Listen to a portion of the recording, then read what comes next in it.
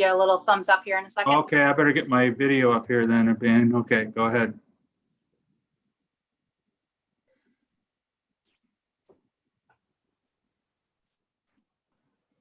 Did you already give me the thumbs up? No? Okay. Oh, there we go. Okay, I'll call the meeting to order.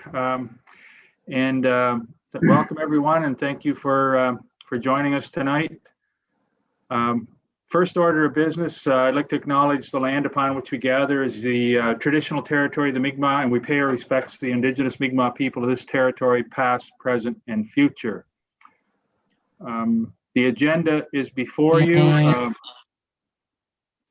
I'm sorry? Did someone say something? No? Okay. Okay.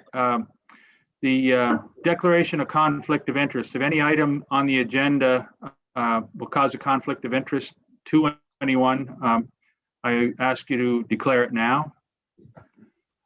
If not, we'll move on to item number 3, approval of the agenda. So I'll ask for a motion. If everyone's, does anyone have any items to add or suggested deletions or changing the order or anything like that in the agenda? If not, I'll ask for a motion for approval of the agenda. Derek Smith will move. Okay, second? Second, yeah. Thank you. Any discussion? All those in favor? Aye. Contrary minded? Motion carried. Okay, the next item on the agenda is the minutes of our regular monthly meeting of February 10th, 2021. Does anyone notice any errors or omissions in the minutes? Any errors or omissions? Any errors or omissions in the minutes? If not, I'll ask for a motion for approval of the minutes. I'll move them as presented in the package. Okay, a second? Second by Steve Glatt. Thank you. Okay, any discussion? Any items that anybody wants to discuss? If not, we'll go ahead with the vote. All those in favor? Aye. Aye. Contrary minded? Motion carried. Okay, the next item is business arising from the minutes. If everyone would just take a moment and maybe peruse the minutes really quickly to see if there's anything that we're not covering in our agenda tonight. Is there anything that anyone has noticed in their review of the minutes that we will not be covering in our meeting tonight?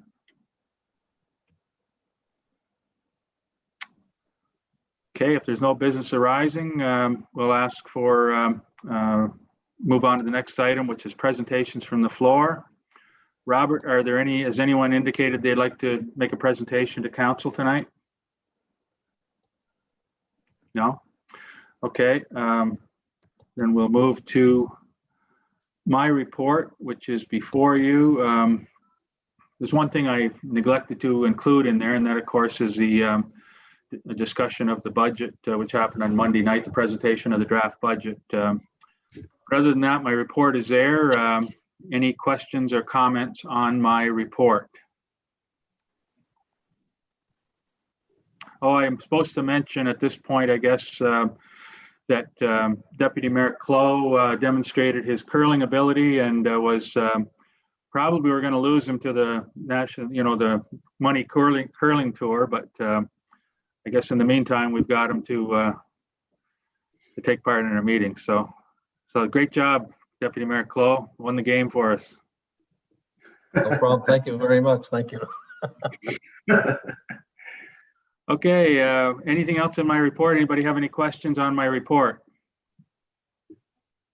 If not, we'll move to the Chief Administrative Officer's report. Robert, would you please give us your report?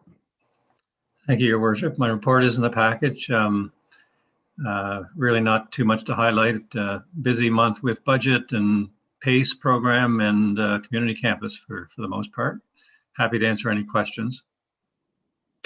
Anyone have any questions for Robert? Okay, if not, we'll thank you for your report, Robert. We'll move on to the next item, which is a safety services report. I'll ask the Chair of Safety Services, Councillor Derek Smith, to present that report. Thank you. Derek Smith here, Safety Services, and welcome to everybody viewing tonight's thing. For tonight's report, I'm going to try to do a little different here, only because we basically look at numbers every month, and we're going to try something a little different there tonight to bring out a few incidents that have happened over the past month to let everybody know, and the council know, and everybody out there know what's going on. In regards to 9A, safety services did not meet last month. There was a lack of programs undergoing because of the COVID situation we're in, and we did not hold a meeting last month. However, I want to update the council on crossing guards. We have come to an agreement with the provincial government. The provincial government has indicated that they're going to help us out with the crossing lights at major intersections in and around the school area. And I want to thank the government for that. Also, the flags for going across the street are now back in place for the citizens to use it. I want to thank Minister Myers. I know he's our past highway minister. I want to thank him for all the work he has done for us. But I also want to thank Minister James Ellsworth, minister in charge of highways now. And upon hearing this request, he acted very quickly. The provincial government, the present provincial government has done a lot of work for us. And I just want to thank the government for the work they have done for us on this.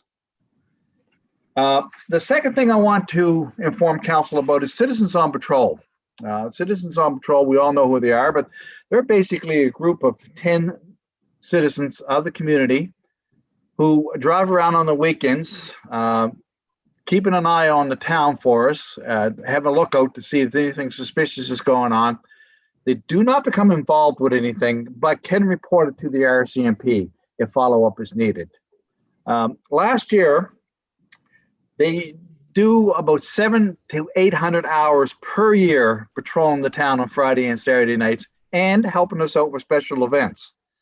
And the head of this group is Nicole Phillips. She's been with the town for a number of years, and I just want to personally thank her and her crew for the work they have done for us over the past number of years. They've been on the go since 2008, and I just want to acknowledge them here tonight for the job they have done.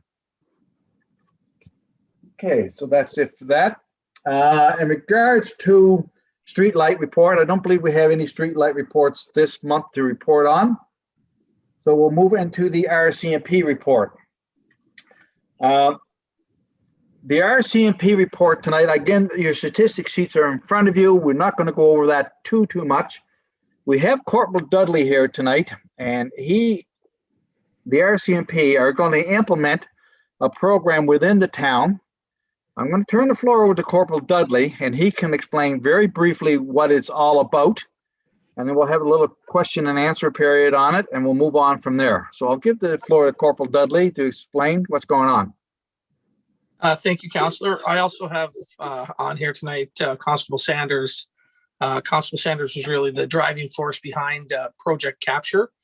And what Project Capture basically is a registry. It's a camera registry for the citizens in Stratford that will assist us in investigations. These cameras and their video remain property of the citizens, but what it does is gives us a database should something occur, some type of crime or a trend.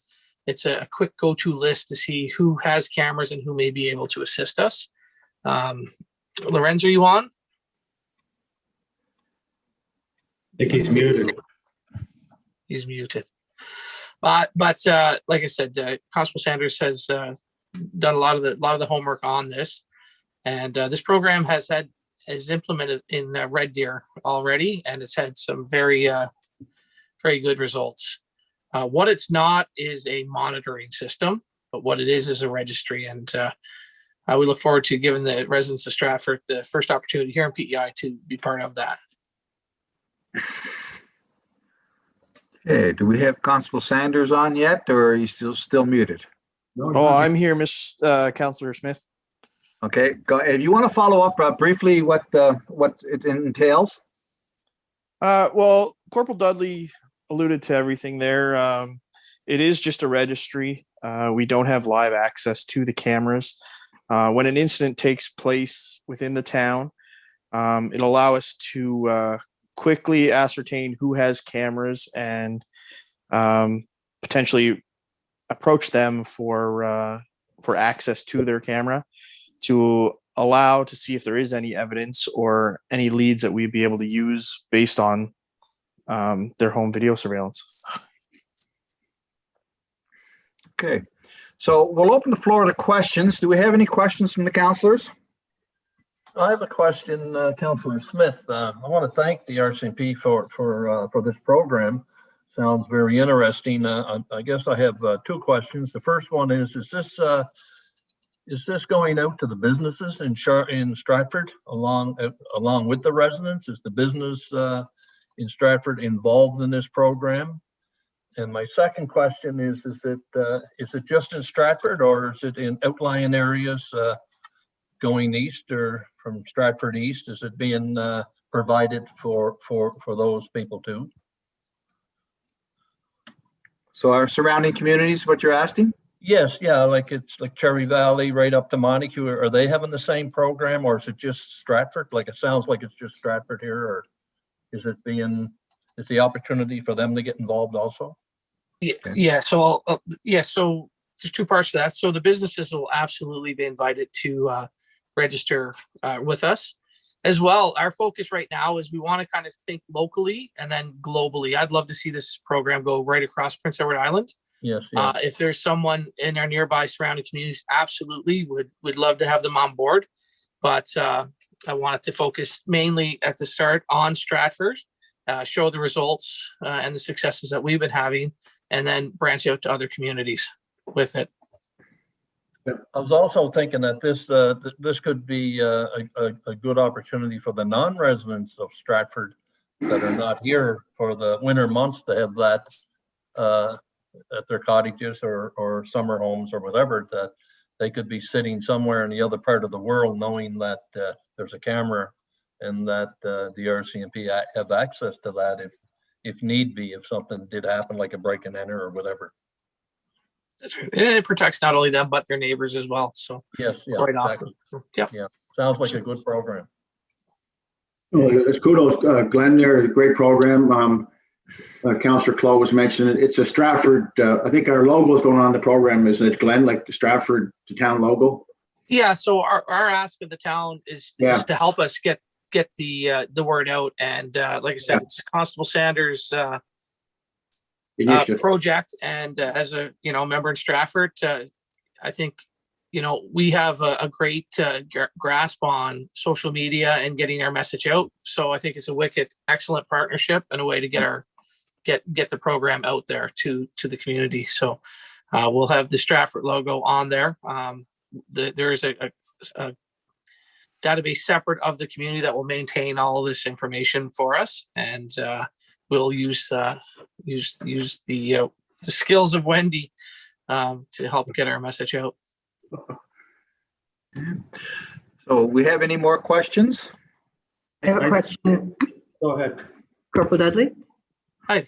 Hi, Gail here. I'm just wondering if you used somebody's recording, would they be required to go to court as well, or would their name be submitted?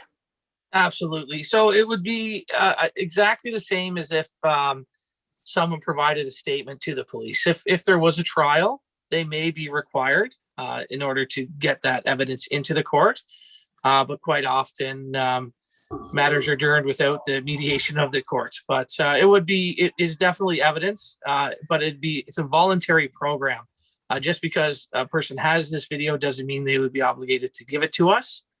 And it's a voluntary program. So many times we've had many successes with cameras right now.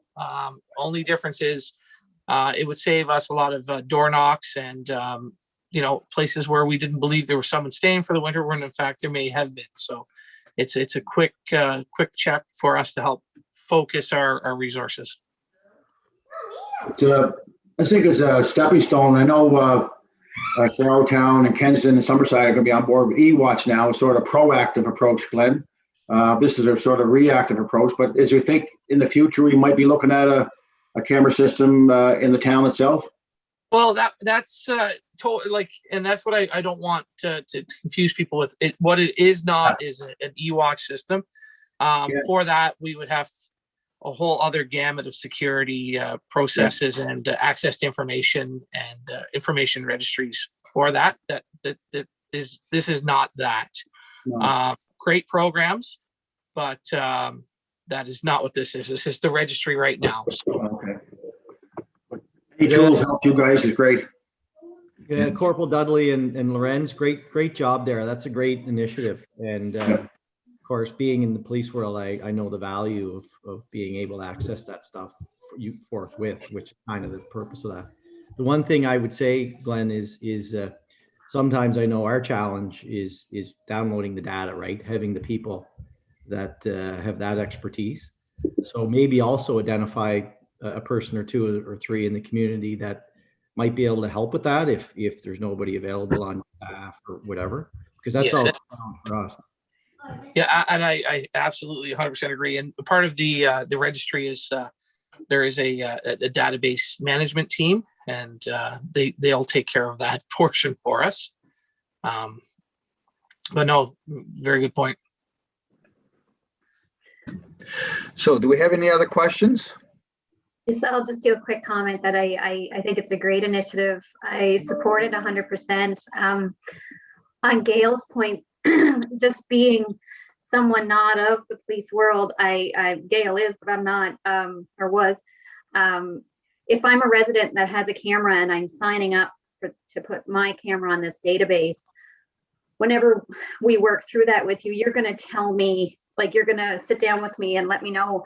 Like, I guess as a resident, I would want to know that I could be called into court based on my video. So that will be put in front of the resident and all that will be explained. I guess Absolutely.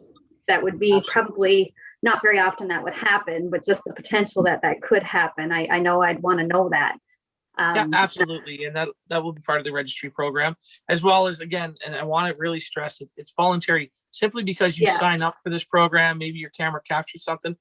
I get sometimes people don't want to be involved, and that it's a voluntary program. So if that's the case, we can go on to the next. What we often run into in investigations, we see lots of houses with cameras. Doesn't mean we have access to them, unfortunately. Yeah, I think it's a great idea, and Lorenz will know we saw the benefit of some neighborhood cameras during some Halloween action here last year. So we definitely benefited from cameras in the neighborhood, and I can see how that can be such a value to the town of Stratford. So I kudos to you guys for doing this. Just to jump in there, it's Lorenz here. As Corporal Dudley said, it is a voluntary thing, not to beat a dead horse, but if there is court proceedings out of this, you're not going to be the star witness. You're more than likely, if you have to go to court, it's going to be, this is my video, this is how I downloaded it, and this is how I did not alter it. Those are pretty well the questions you're going to be asked, more or less.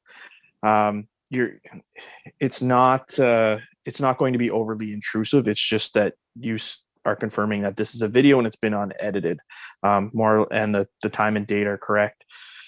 Just to add as well to Councillor Clo's question regarding the businesses. The businesses are the obvious areas that we know most of the time have surveillance at some point. This registry will just allow us to take the unobvious or the hidden cameras, I guess, not so much hidden, but the lesser known cameras and avail of their recordings in a timely fashion. It's quick, it's easy. I've used cameras in a few instances over the last year in relation to car shopping. As Councillor Burridge has said, we used it. It was an iPhone, the victim's iPhone, that captured the Halloween hijinks. And we were able to identify the kids from that. So it sounds more complicated than it is. It's just a tool that we can quickly look like a phone book and say, hey, this person's got a camera. Let's see if there's anything caught on there. Okay. So is there no more questions? I would like to just comment briefly, if that's okay, Councillor Smith. Please. Just want to commend Corporal Dudley and Constable Sanders for their initiative in bringing this program forward for the benefit of the town, of the residents of the town of Stratford, increasing their safety and improving the overall security of our community. So I just want you to know I really appreciate it, and I know council really appreciates it. So thank you very much, both of you very much for bringing this forward. Really appreciate it. You're welcome. Thank you. I also like to add that I believe we have 2 leads on this program, but Constable Sanders' name seems to be popping up quite a bit on monthly reports about things that have been done in this town. I want to congratulate him for his effort and his work habits. I understand that Corporal Dudley, you are also involved in this. I suppose there's a lot of people from L Division also involved, and I want to thank them. But to get off topic here a little bit, I understand that Constable Sanders is involved in both hockey and soccer teams and within the town. That Corporal Dudley, you and Constable Bowering were over the Andrews playing Cupid on Valentine's Day. So this is part of community-based policing that is a new universe for us. And I want to thank you guys for doing that, for all the little things you do for us on your off hours. Okay, and that's all the questions we have in capture. We can move on if there's any more questions. Haven't heard none. We'll move on to the next report. I'd like to report to council the Guardian news story on an incident that happened in one of our communities close to Stratford. The story in the Guardian spells out what was done in this case, and I won't go over it.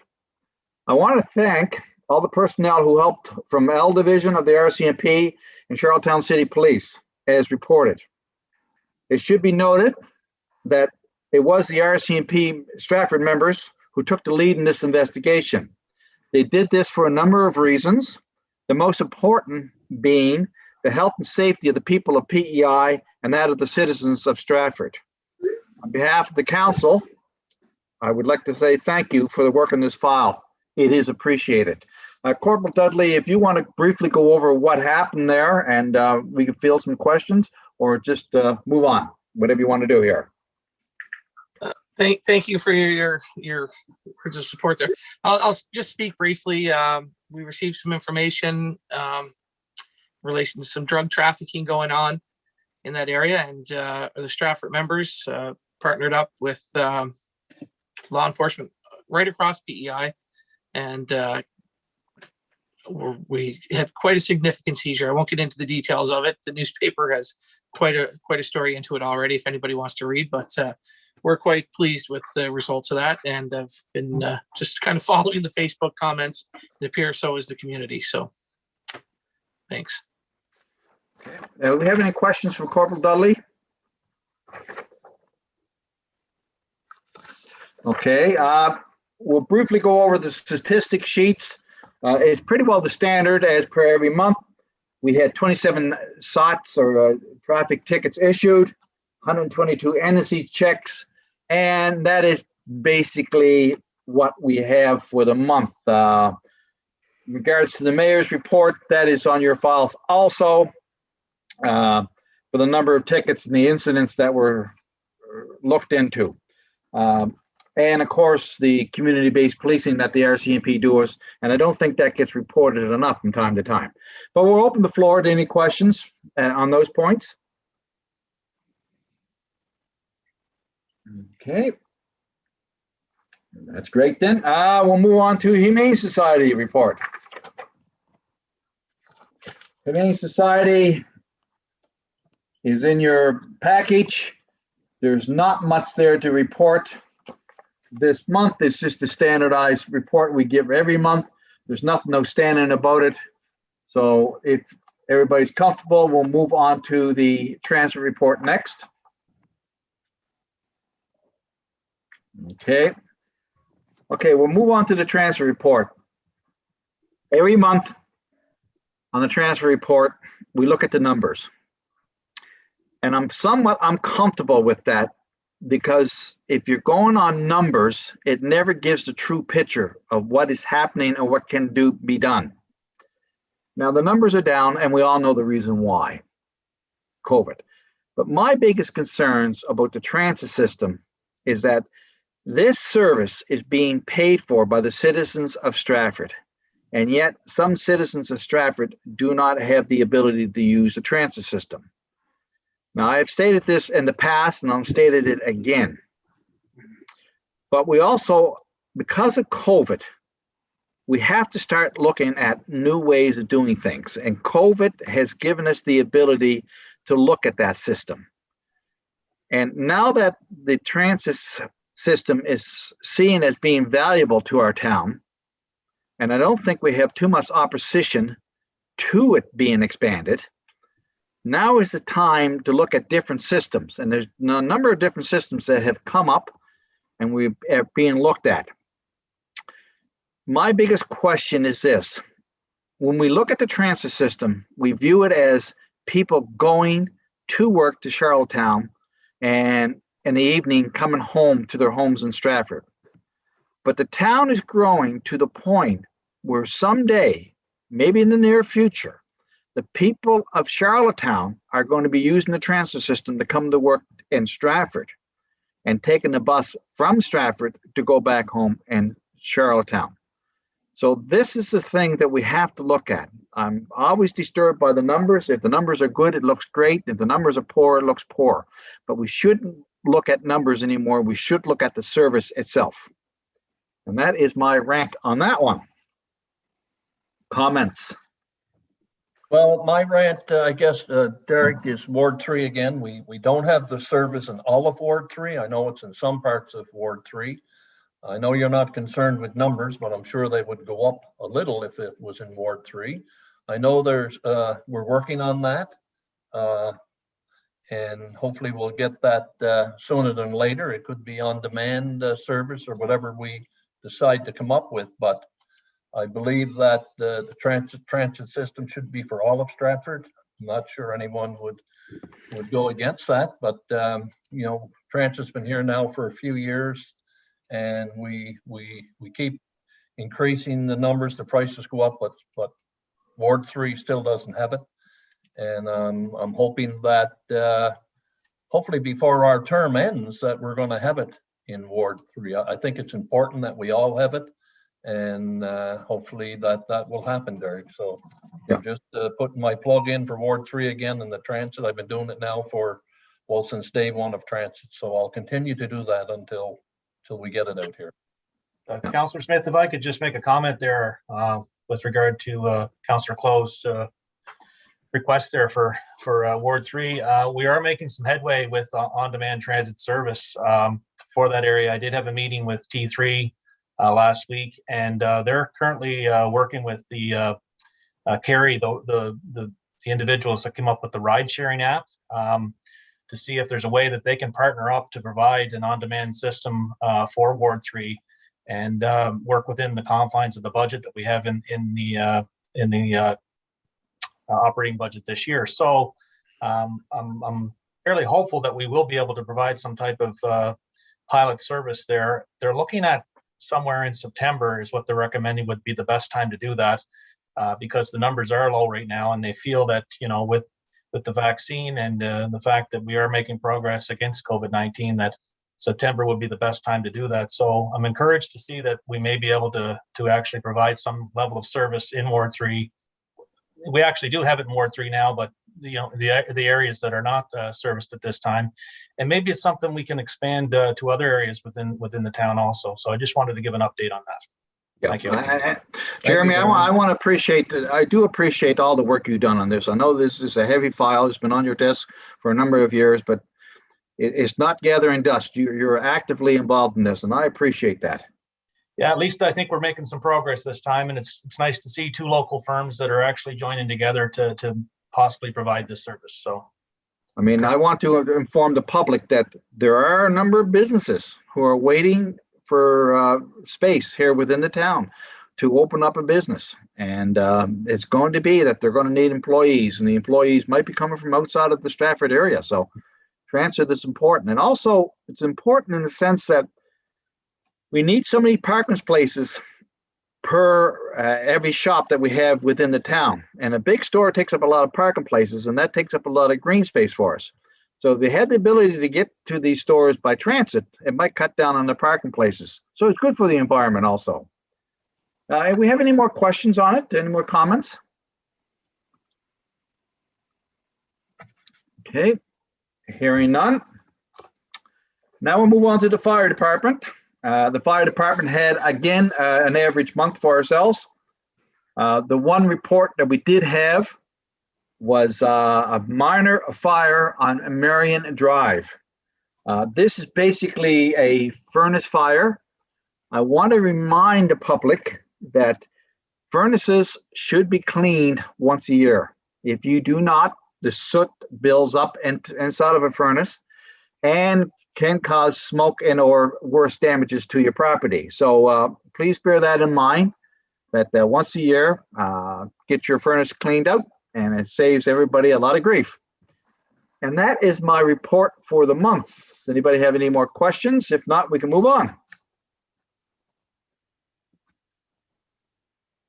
Okay, heard none. Turn it back over to the mayor.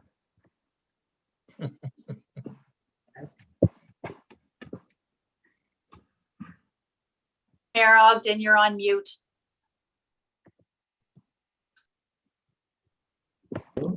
There we go. Okay, sorry about that. We'll now move on. Thank you for your report, Councillor Smith, and we'll now move on to item number 10, which is the Recreation, Culture and Events report. And I'll ask Councillor Gallant, Chair of Recreation, Culture and Events, to give his report. Thank you, Your Worship. For the month of March 2021, Recreation, Culture, Events Committee. The committee met on Tuesday, March 2nd, to discuss the community campus, waterfront park, public art, RFP, 2021 recreation capital budget requests and updates to Stratford Fest.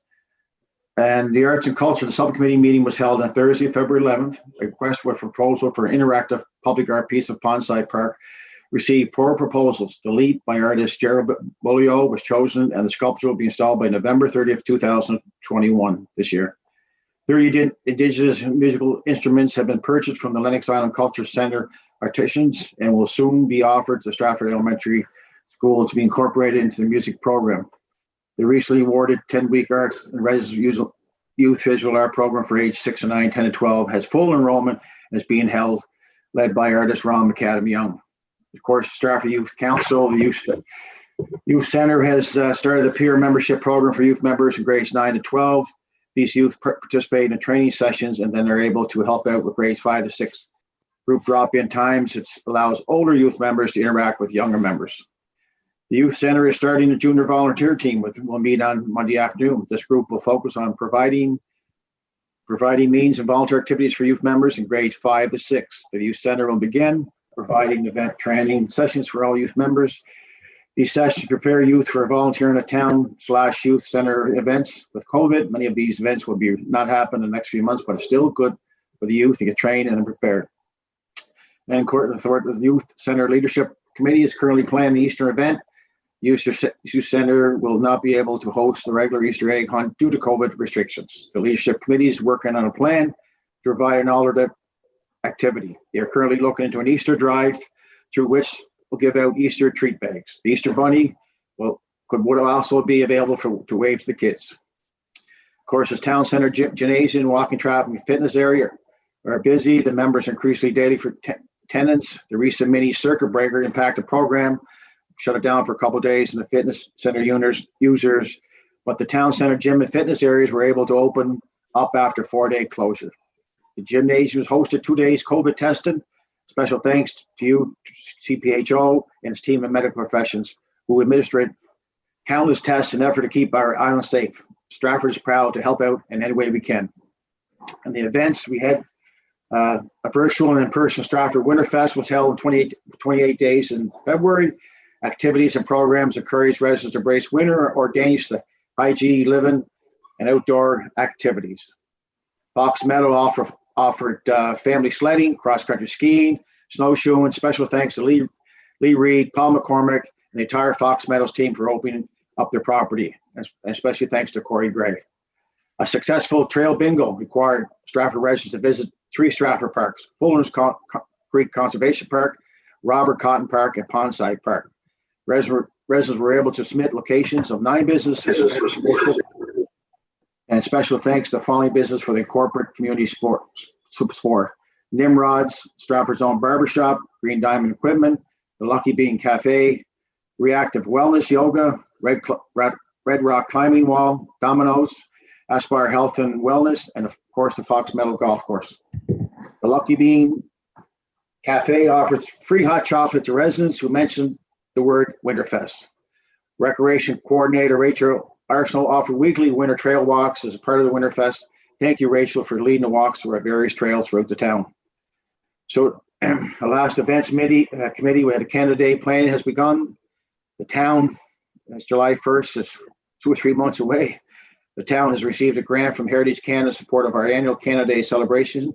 The town is cautiously optimistic Canada Day activities will be a blend of 2020 successful motorcade and previous year's celebration at TL Park.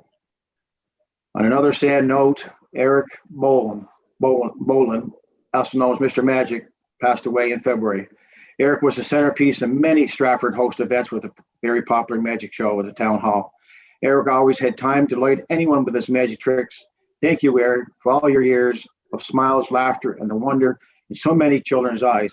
Our deepest condolences go out to his wife, children, and grandchildren.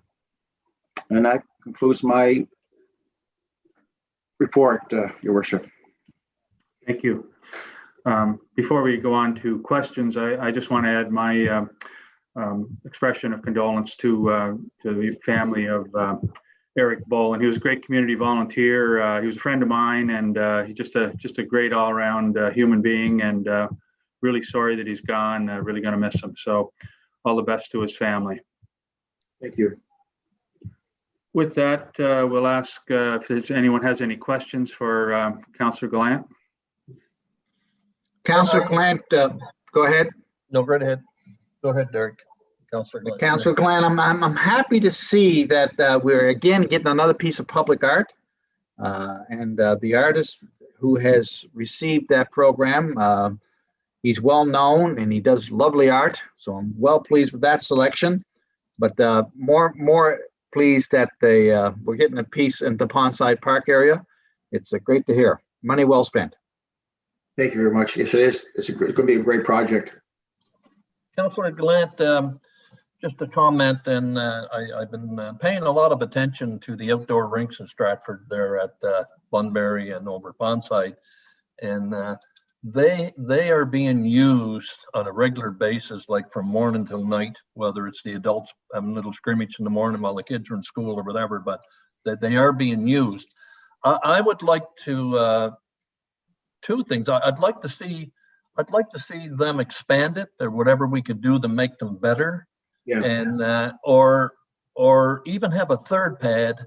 And it was mentioned to me by one fellow I was talking to at the Bunbury the other night when I was over there. It would be nice to have one beside the town hall.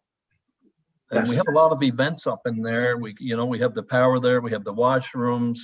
And I took a drive over to Hillsborough Park the other day. They have did some upgrades to the one they have over there. Yes. And I think it's called the Griffin Surface, or I think it's Billy Griffin or some whatever name they have a name on it. It'd be after Gordy Griffin. Gordy Griffin, exactly. Yeah, Yeah. and I'm sure you were overlooking at that. Yes. That's a great outdoor ice surface there. And if we could have something like that by town hall, or something, perhaps we could look at the budget for next year or whatever. I know we're into the budget now, but these facilities are multi-purpose too. So they could be playing pickleball there in the summer, tennis or whatever, and putting the basketball nets in there also. Yes. I'm not sure what kind of a ticket that would be on money wise, or how it would impact the budget, but when you see those facilities being used the way they are, it's money well spent. Yes, it is. So I would like perhaps the Recreation Committee to look at that and perhaps think about that and come up with something for next year or the year after or whatever, because that surface, like I say, we even had a little curling rink in there a week ago. So there's all kinds of things you can do there, and we had a lot of fun. We had a lot of fun there. Yeah, you can break it up with different activities, eh? Yes, exactly. It's a multi-purpose thing, eh? And Yeah, you know, they can shoot hoops during the day, the kids in the summer, or they can play tennis or pickleball Yeah. or whatever they do, you know. well, I the think thing is, actually, Chloe, for the sake of ice surfaces, a water truck will Yeah, enable us then, right? To I mean, there's Bonavista there. There's a tennis court that they don't have access to water there, so they need a water truck, yeah, and they could flood that. They could do. I know Jeremy has suggested that even at McNeil Field, doing the outfield portion around and having an oval, and all that can happen if and when we get a water truck, right? So that we'll be able to expand that with the use of the water truck. yes, yeah, exactly. And you know, even where I am here in Clearview Estates, we have a natural pond here that the Yeah. neighbors went down and scraped that. I was down one day giving them a hand and scraping it off for the kids, and they were using that. And I was surprised that by times how many were on that, but there is an interest there and a requirement, and our population's increasing of young families, and I think we have to look at that. It's a great outdoor event in the winter and also summer event. So. I think, think great suggestions. Sorry, go ahead, Jill. No, it's all right. I'm probably going to say the same thing you're going to say, Steve, is a big thing that we did run into was the dedicated ice for skating and hockey Right. separately is probably something we have to strive for, right? It's a good thing, but like the hockey players want to be on it, and there was lots of people that just want to go on skate, and sometimes that kind of collided a little bit. So to be able, and I know Jeremy's very aware of this and he's working on it, but designating a spot just for skating and then others for hockey, I think that's going to be a great thing too in future winters. And it creates a conversation, like we're diversified community, and you get new people coming here to learn the skate, Jill, and so on. And I concur with you, like the outdoor rinks with no boards. The no boards was the big issue there, and people skating and the kids playing hockey in the hockey rinks and so on. But it's coming as a problem, but with all these ideas from Gary and Darren and so on there across the board here in the mayor, it's with the water truck will hopefully suffice some of those issues. One last comment from me, Councillor. I want to acknowledge Jody Jackson. Jody Jackson set up our curling event last weekend for us within the town.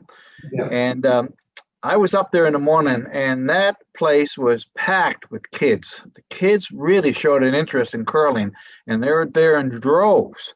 Yeah. So I want to thank Jody Jackson for setting that up. And also there was quite a few members, the Charlottetown Curling Club were over and helping out also. So I want to reach out to those people and thank them for their efforts. Thank you very much. Yes, I concur with you, Derek. It was a great day. It was too bad. It was a warm day. And the day before that was very cold, but even the town hall staff, Jeremy's crew there, that started on a Thursday or maybe on a Wednesday to get that ice ready and then put it all together. It was very exciting going there Saturday morning and seeing what's going on. It was, outdoor rink, and hopefully we can add to that for next year. Yeah, I'd like to, sorry, go ahead. No, I was just going to say the star I thought was Wendy's daughter. I don't know if anyone else saw the slide on Wendy's daughter coming out of the hack, but I think it was unmatched with everyone through there. That was unreal. I was super impressed with that. Yeah. And Councillor Clow made a comment earlier a couple of months ago about a warm room in Pondside. It was a great idea, Councillor Clow. There's a warm room at Bunbury, and a lot of positive comments come back from the warm room at Bunbury, and maybe down the road we'll look at a warm room for Pondside to piggyback off each year. Well, Councillor Gallant, just to show you how good the youth are, I was over at Bunbury a week ago there, I think it was a Sunday, and there was about a dozen kids playing hockey, and there was 3 families come over there with little toddlers, and so they were wanting to go on the skate. So I asked one of the young fellows, I went into the warm room and asked one of the young fellows if they would cut the ice in half so that these families could go skate. And they were more than willing to do that. In fact, they were even talking to these young families, and they did take half the ice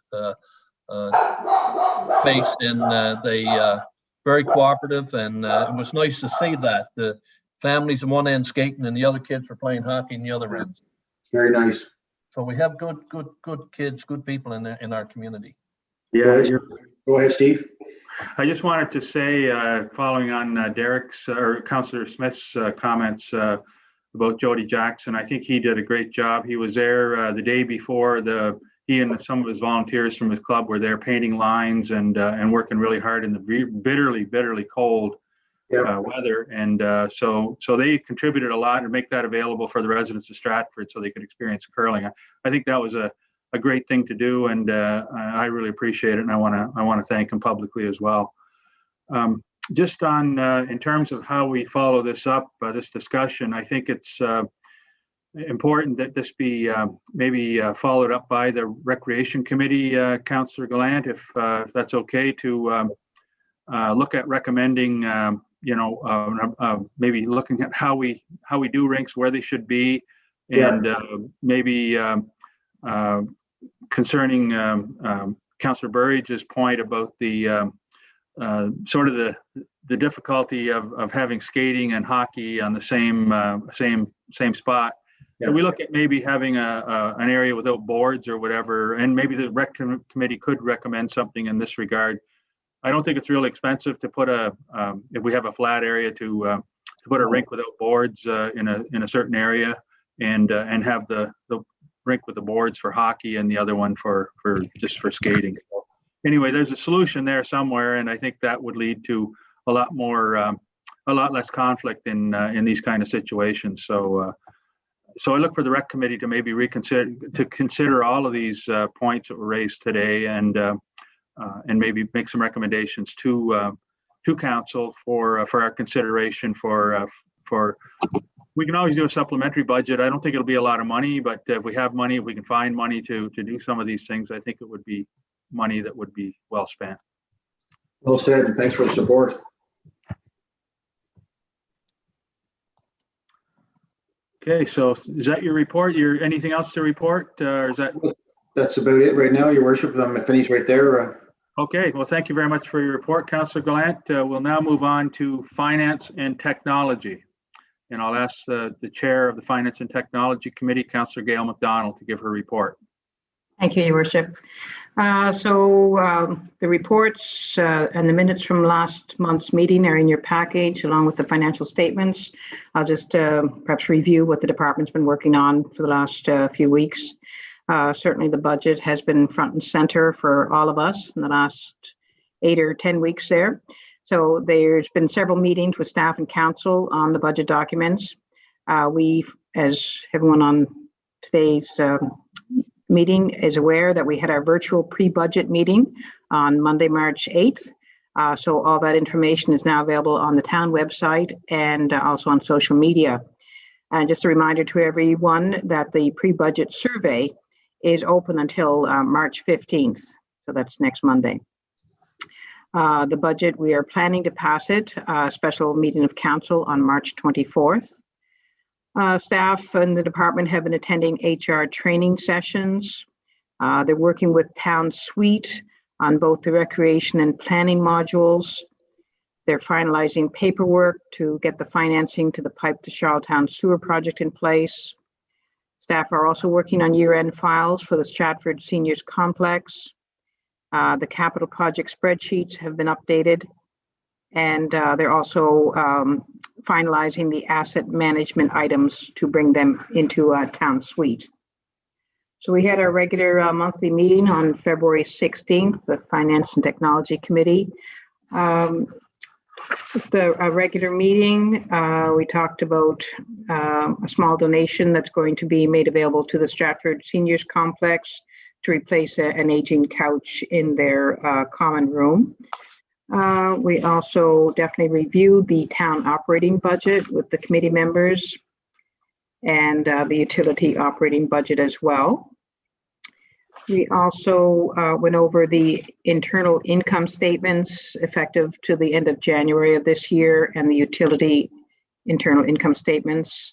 We discussed how our donations have been going so far this year.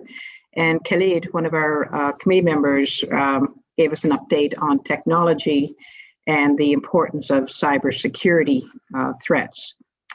So he's going to be working with our communication members to get some more information out there to our residents about the importance of that. The financial statements are also in your package. So generally speaking, as of the end of February of this year, revenue's down about 3%, and our expenses are down about 11%. So they will likely pretty well even out with another month of figures.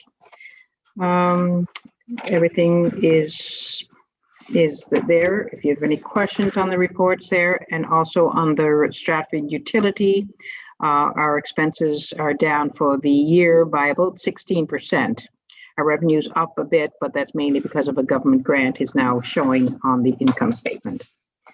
That's my report, Your Worship. If there's any questions, myself or the finance director will be able to answer. To comment, Gail, that you did a fantastic job the other night on the budget. Appreciate it. You fielded the questions well. There was a couple asked, and you're quick on your feet, and your responses were precise and accurate. But your presentation was well laid out, and I think that anyone who watched that presentation appreciates what you did there. Thank you very much, Councillor McDougall. I'll have to give kudos for sure to both Kim and Wendy, who had a lot to do with that final presentation as well. Thank you. I'd also like to echo the remarks of Councillor McDougall. I think that was I know we're not finished with the process yet. We have another, there is input provided or available to be made until the 15th. And we will be having another another meeting where we will be considering any input that's received on March 17th prior to finalizing the budget. So I encourage anyone to that would like to provide input on the draft budget. I think it was excellent work by everyone involved. I think as chair, Councillor McDonald, I think you did a great job. You really looked at it from the perspective of residents and really tried to look at what they would want to know from the budget. I think Director of Finance Kim O'Connell, she provided information very quickly that was requested in our discussions, and was able to really respond to any need for information and for projections and that sort of thing that we needed for budgeting. Community engagement manager, business and community engagement manager Wendy Watts. She did an excellent job of crafting and helping craft the presentation and providing the information out to residents. So all around, I think it was a great team effort, and I think it was really well done. And really, I commend everyone involved in that. It was great. I also commend council for their approach to the budget this year. I think it was in every year, but I mean, we're learning every year that we really have to look at things from the perspective of the residents and really look forward as much as possible, as far as ahead as possible to really put in place what's needed in terms of program services and infrastructure for the residents of Stratford. So thank you all, everyone that was involved in that effort. Is there any questions with regard to the finance report for Councillor McDonald?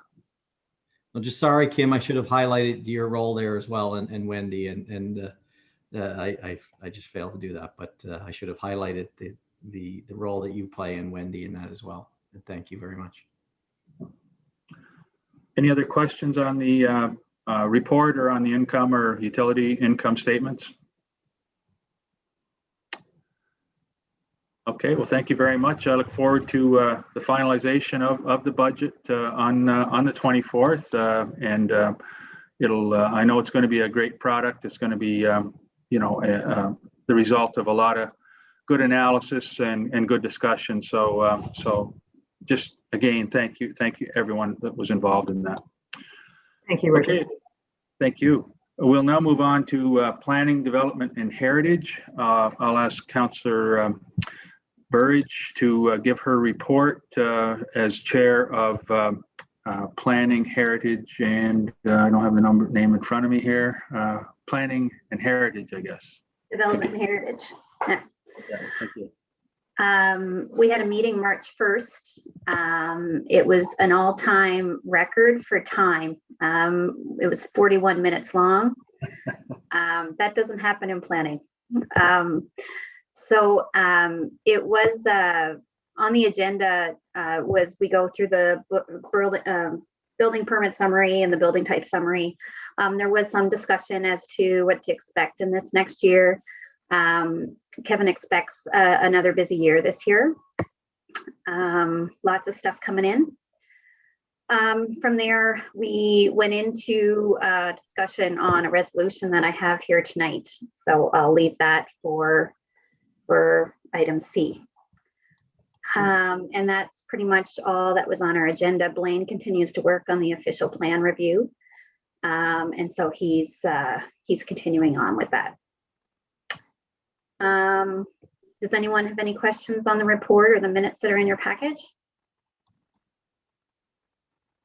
If not, I'll move on to permit summary. I have a question. I just unmuted myself there, Counselor. In regards to planning and businesses, I'm getting a lot of sense out there that there are businesses who are willing and want to move to Stratford.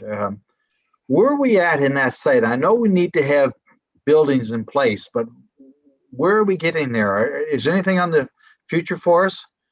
Because I know there's a lot of businesses who are showing interest because of the population now. I think officially within the planning committee, there hasn't been too many businesses come on yet, and I know in the background there are a lot of businesses that come in and talk to Kevin and kind of work through a few things. So until they come to that planning committee level, I guess I don't really know about it, but I think that there's lots hopping there. Kevin, feel free to join in if there's anything you can add there. Go ahead. I think we're seeing a lot of fit up clients coming for some of the existing buildings that do have commercial lease space available in them. But as you said, we don't have any applications currently that for any additional commercial spaces that are coming that require council's approval. I did speak with representatives from Crombie last week, and they did tell me that the two plaza projects that they kind of put on hold last year are coming back on the table this year. And I think they were just cautionary with COVID. They put the brakes on a bit, but they are coming back, and they're going to build those two or build the shells of those two buildings, and then the businesses, we typically don't know who the businesses are going to be until the actual businesses choose to announce the names themselves. But there are a lot of inquiries we get for statistical information and stuff like that. And I think the commercial developers that are developing in our community now they're the ones that are out there marketing Stratford to these larger businesses, and I think you will start to see them with our population number where it is. I think you will start to see them pop up as they're successfully negotiated. I think the thing I would like to mention is that new businesses are certainly welcome, and it's interesting to see who's coming. But it's also the fact that present businesses within the town are looking to expand, and that also indicates the growth of the town. Yeah, I think you're going to see. I mean, we have the Gray Group who have bought a lot of commercial property here in town, and they're known to be commercial developers. So I think we're pretty excited to see what's coming down the pipe there. And who knows? I think Stratford's going to look quite different in 20 years. I think our commercial base and our residential base is going to grow. I think the next 20 years are going to be.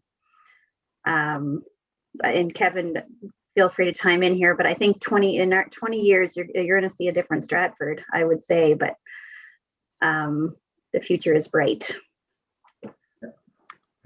Okay, thank you. Jill, I have a question there with the business park. I know phase 1 and 2 was done. We're looking at phase 3 and 4 with the business park. I'll probably pass it over to Robert. He's kind of our business park guy. Yeah. Have a better handle on that. Okay. And it actually falls under Sustainability Committee. Oh, sorry. But basically, where we're at right now, we have two options to expand. One is into the community campus lands, Yeah. and the other is to connect Myrtle and Jenkins, or Myrtle and Hollis, sorry, street there. But I think we'll probably look at holding off on the Myrtle and Hollis connection, because if we move the soccer fields into the new community campus, then we can sell more land in the business park. So we'll probably do phase one. The next phase is the land that we buy for the community campus, that end of it that's zoned industrial. But I expect it probably won't happen till next year. We have to do the master plan for the campus first. So Okay. hopefully in 2022, we'll be able to expand that and provide more lots.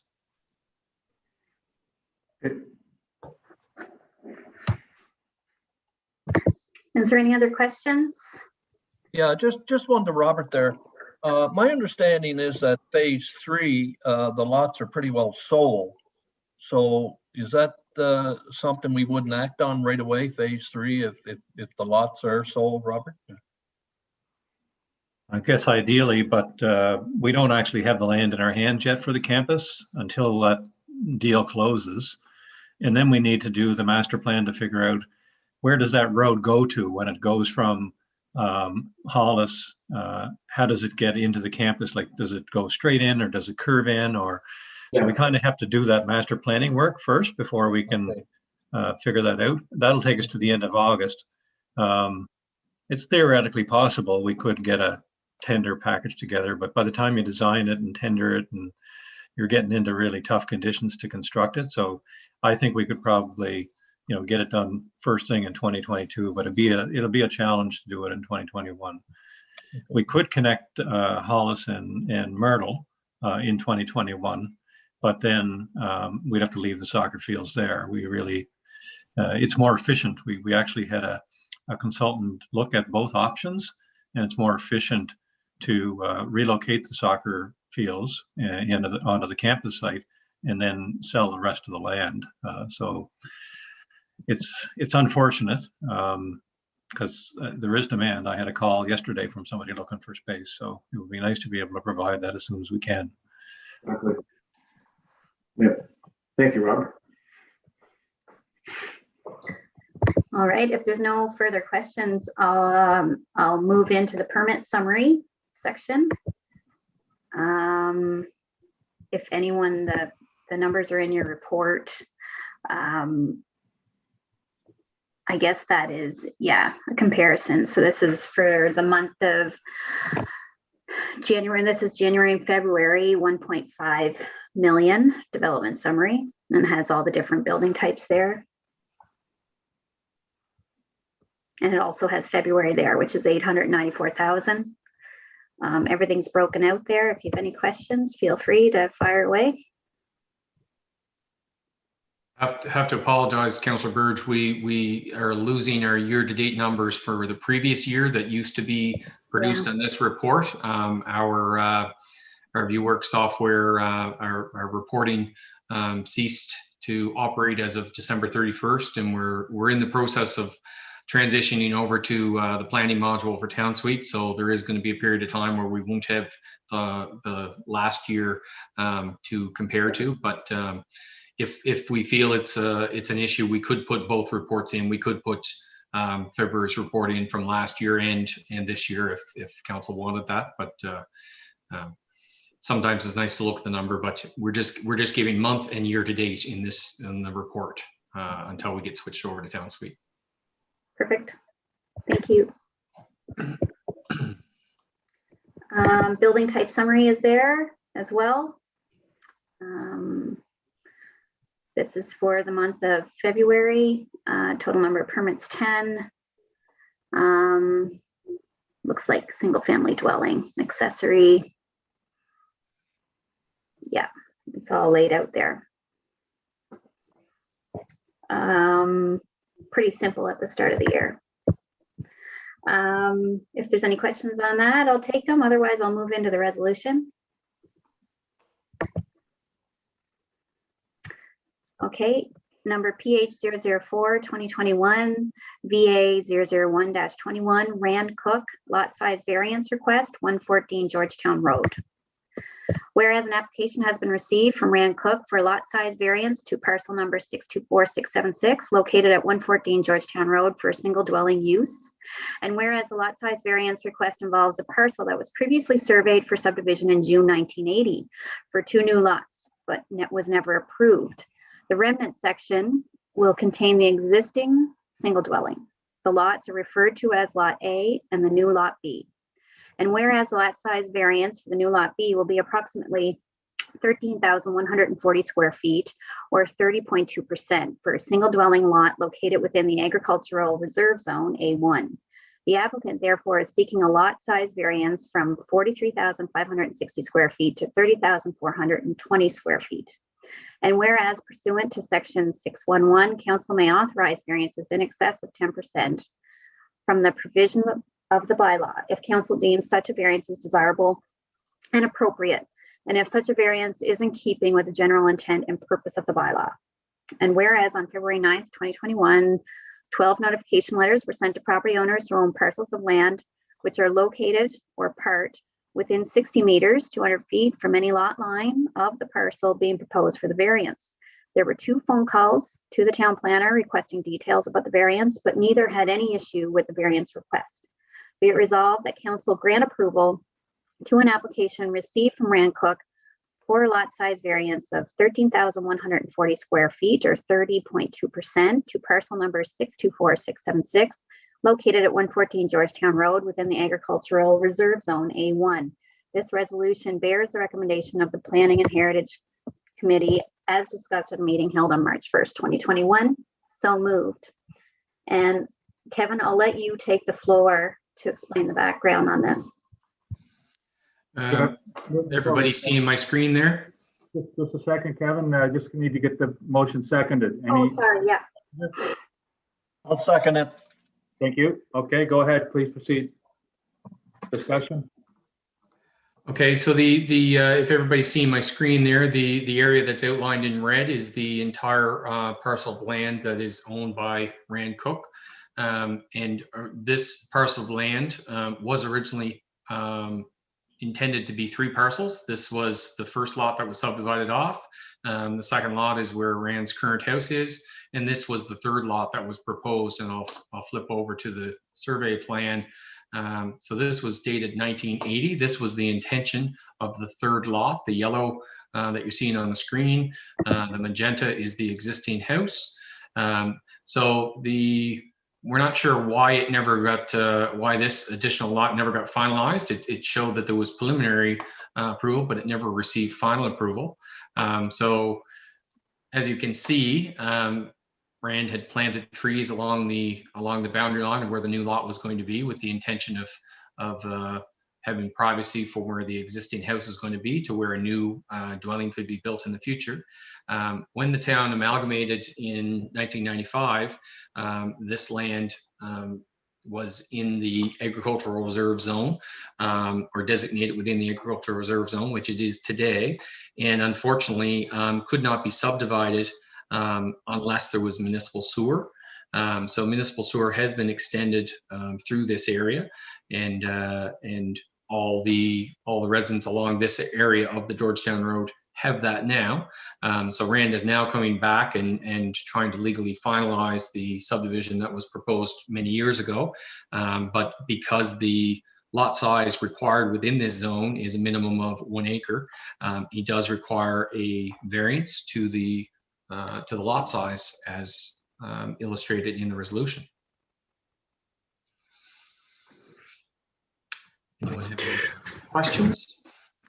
One question I would have, the fields off the right, is this purchase, is that going to landlock those fields from that owner, or does he have access to those fields through another means? These fields don't have any access over this property. This property is owned owned exclusively by Rand Cook, and the frontage to these fields are located actually off the Trans-Canada Highway. Okay. So they are not landlocked, and this really has no impact on them. No, this is not causing hardship to the owner of that plowed field then. Okay. No, that's correct. And you say the acre lots, which is quite big these days, how big would that lot be? Would it be 3/4 of an acre, or how big would it be? This existing lot that's being proposed, Yeah. 30,420 square feet. So about 3/4 of an acre approximately. Okay, that's good. It's good size. Your Worship, That's if I it. could just ask a technical question. Just wondering, Kevin, does existing lot A, will that be an acre after this subdivision? No. And if not, does it require a variance as well then? I guess when we do a one lot subdivision, where only one new lot is being created, we only consider the variance on the newly created lot. But I guess technically, you could consider that the existing house would require a variance as well. Yeah, you're creating another lot there that doesn't meet the bylaw requirement by severing one off.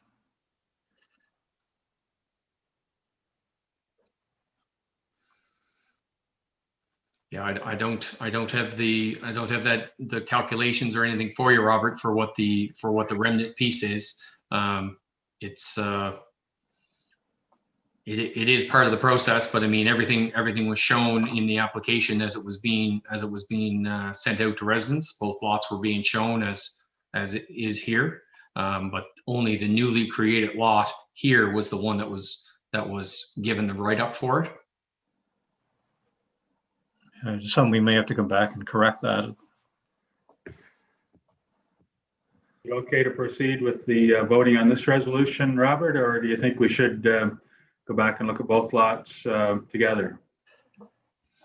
I really haven't had a chance to think about it too much, but I just think we're creating a lot there that by severing off one, we're creating another one that doesn't meet the bylaw. And theoretically, I think we should be approving them both as a variance.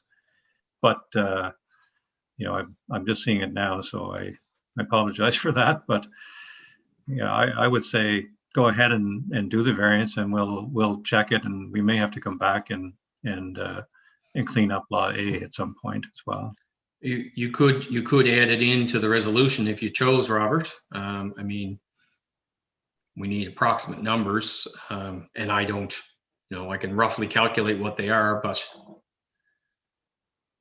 yeah, that would be the safest route, is to approve a variance for both lots. so Is the intent of the landowner to make this a lot available for sale, or does he just want it attached to his present property for his enjoyment? Or does he already own? He already owns all the land, I take it. He owns both. So he wants a variance. He's just subdividing it in half. Okay, so maybe he wants to turn it over to his kids or make a sale of it then. Yeah, he can choose to do what he wants, but it'll be separate from the house. I'm just going to finish the calculations here. Just give me 1 second. Okay, in the meantime, we have a procedural issue here. In order to add the other lot to the variance request, we'll need to have an amendment to the original resolution, which has been moved and seconded. So we'll need approval of the mover and seconder of the resolution to proceed with an amendment if one is moved. And we can vote on the amendment and then vote on the resolution. Is that the correct procedure, Robert? You can either do it as a friendly amendment and with the mover and seconder's permission, or you can make a motion to amend the resolution and vote on that first, and then vote on the amended resolution. Hey, which is the normal accepted practice? Well, the second is technically more correct, but it has been in the past. People have accepted a friendly amendment as well. Okay. If needed, I will move the second motion if it's needed, or we can go by friendly. It doesn't matter. Well, I'll go back. We'll take the first approach first of all. So I'll ask the mover and the seconder if they're okay with amending the motion to include the other lot, variance for the other lot as well as part of this resolution. The issue there is that this issue hasn't been discussed by planning committee. I'll ask the chair of planning, Councillor Burridge, if there's any issue with that. The planning committee did, see the whole story. They understand the whole story of why this man is subdividing and what he's trying to achieve here. And I don't think this changes. Kevin, step in if you want, but I don't think this would change the decision of planning committee in any way. I think what's happening here was deemed appropriate and made sense to the planning committee. We hadn't identified that the shaving on that off that lot would make require a variance as well. Friendly amendment? So I'm okay with a friendly amendment, yes. Okay, and the seconder is, who seconded that? Yeah, Gary here. I'm okay with the second amendment. Okay, so the amendment is now, or the resolution is now amended to include both lots. And I do have those numbers, Your Worship, if you'd like me to add those in. So we'll add a second be it resolved to the resolution. And that will be, so the first part of the be it resolved will be for lot B with the numbers that are in the resolution. And the second part, the second be it resolved will be that lot A will have a lot size variance for 18,000 square feet or 41% to the same parcel number. And again, located at 114 Georgetown Road within the agricultural reserve zone. So, would you like to move that motion, Councillor Burridge? Yes, I can move with that amendment or that friendly amendment. Yeah. Deputy Mayor Clow, are you okay to second that? Yes, I am. Yes, I'll second it. Okay. Are there any other questions on this this motion? I have a question. I'll go ahead. Sorry. Kevin, so I understand we did go out to the public on this about the variance request.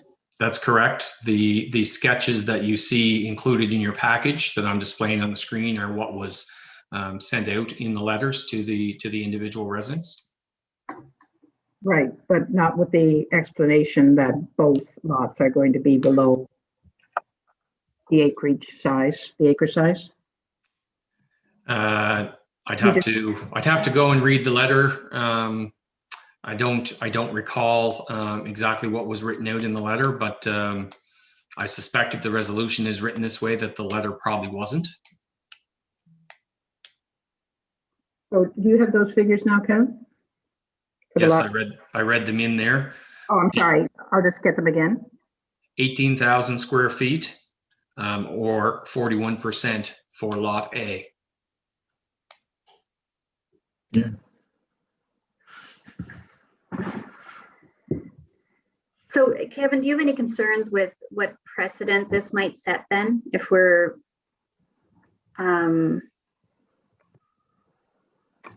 for future developments, like we're kind of looking at this as it does, when you look at the subdivision and you see it looks appropriate, it makes sense, absolutely, for this to happen. Do you see any precedent being set here that could affect us in future subdivisions with allowing variances?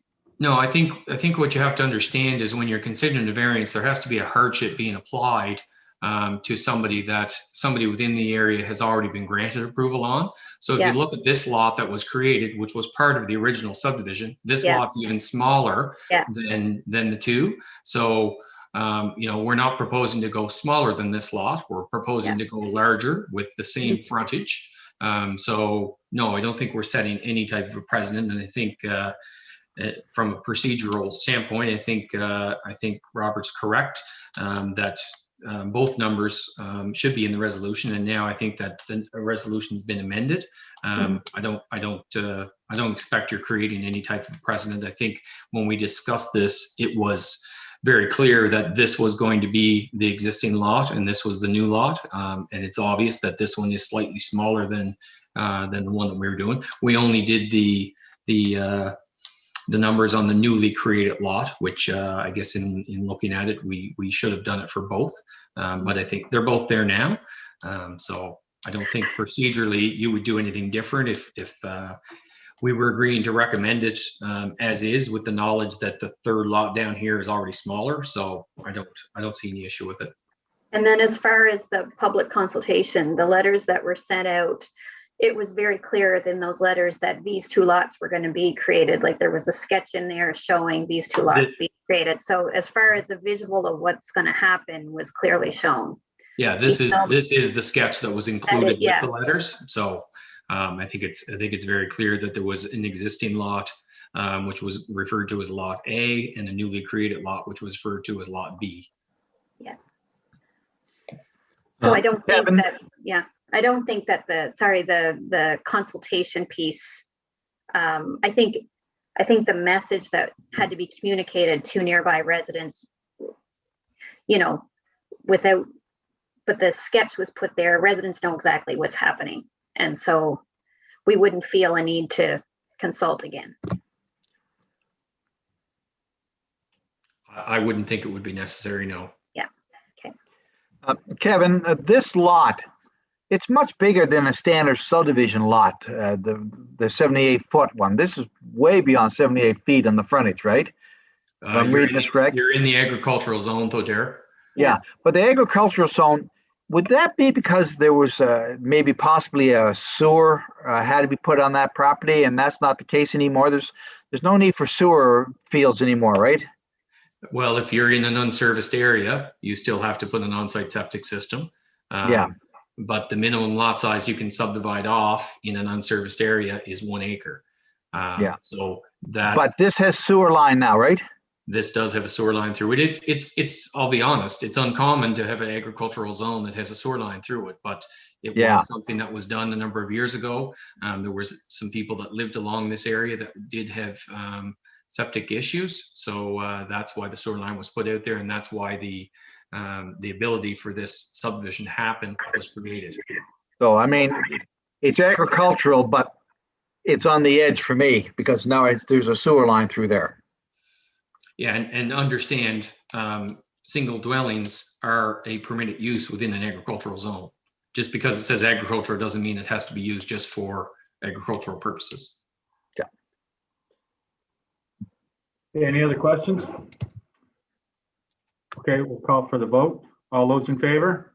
Aye. Anybody against? Anybody contrary minded? Motion carried. Okay, thank you very much for your consideration of that resolution. And is there anything else that you'd like to raise at this time, Councillor Burridge? Nope, that's it. Okay, thank you very much for your report and for your resolution. We'll now move to infrastructure. I'll ask Deputy Mayor Clow to give his report. Thank you, Your Worship. Infrastructure Committee did not meet in February, so there's no minutes in your package. We are meeting this coming Monday. Some of the items from the Infrastructure Department is the wastewater delivery system to the Charlottetown Pollution Control Plant. The new pump station is now operating on a permanent basis, with all wastewater flowing into the station and being pumped to the Charlottetown Pollution Control Plant. The contractor continues to provide warranty period services and to address the deficiencies items. Decommissioning of some treatment plants components will begin immediately, with filling in of the lagoon anticipated to be complete later this spring. So the inflow and infiltration reduction strategy, we continue to monitor and assess the sanitary sewer collection system to identify any areas requiring repairs that will reduce the amount of surface and groundwater entering the collection system. Investing in Canada in infrastructure program, sewer lift station upgrades to the Corridge pump station, including redirecting the flow to the trunk main, have been estimated by Coles Associate to cost $4.5 million. Additional upgrades will be required for 2,500 meters of gravity line in order to accommodate the ultimate buildup of the town. This work can be phased in over time.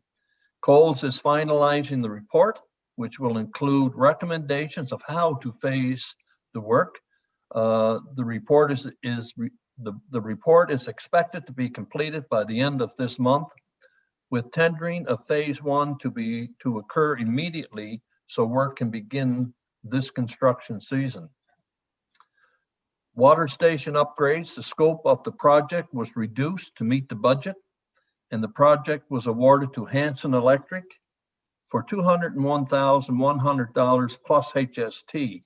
Hanson Electric anticipates beginning this coming March, beginning this March.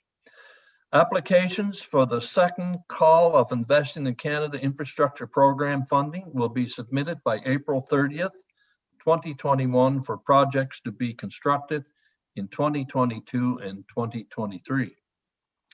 The Provincial Active Transportation Fund, the Georgetown Road Sidewalk Project has been completed with just landscaping to be done in the spring.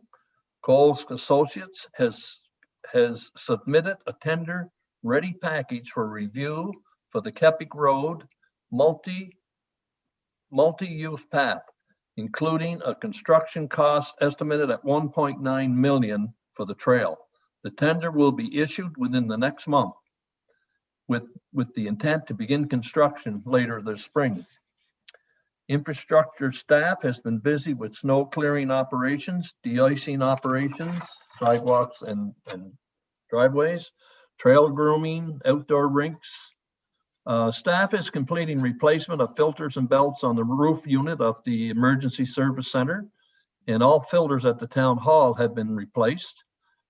Staff will begin inspections of all the buildings and sewer and water inspections, sewer lift station maintenance and monitoring.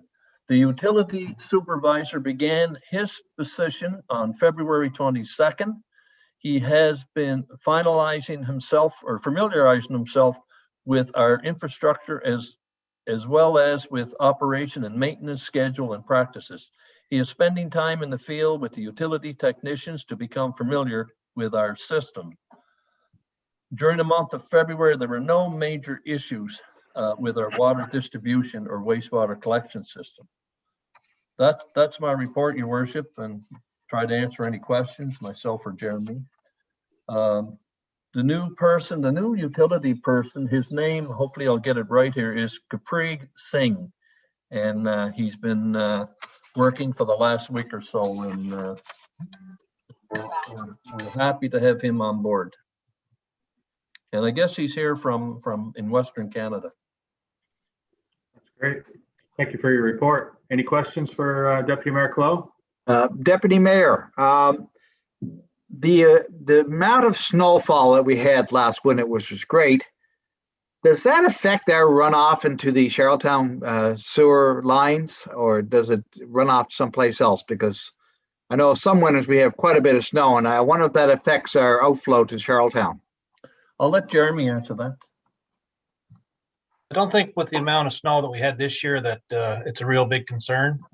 There is some inflow and infiltration that happens into our system, but nothing excessive like we had back in 2014 or 2015. So I don't anticipate any large flows into our system this year, but Jeannie may have some further comment on that also, but I think it's been pretty steady snowfall. And if we have, a typical spring, the snow melt will be fairly slow, I would think. Yeah. And it depends on the amount of frost in the ground, I suppose. If there's no frost in the ground, the water just go right into the ground. Yeah, well, if there's no frost in the ground, then it just goes into the ground, and there's not an issue. But like I say, there's not a large amount of snow down at this point, so I don't anticipate a lot of issues. Okay, thank you. Thank you. Any other questions for Deputy Mayor Clow? If Well, I'd not- like to, Oh, sorry, I'd go like- ahead. I'd like to just say the great job, Jeremy, with the trails and the outdoor rink maintenance and so on, as a part of recreation slash physical fitness, mental health and so on, your trails and so on. Great job. A lot of positive comments from the residents about walking and people to talk about the trails, how they're much improved. I'll definitely pass your comments along to the guys that work out in the field for sure. Yes, thank you. No problem. Trails and the sidewalks. The sidewalks have been well maintained as far as, Yeah. I get up and go for walks in the morning and they're clear, So I've been, yeah, really good job.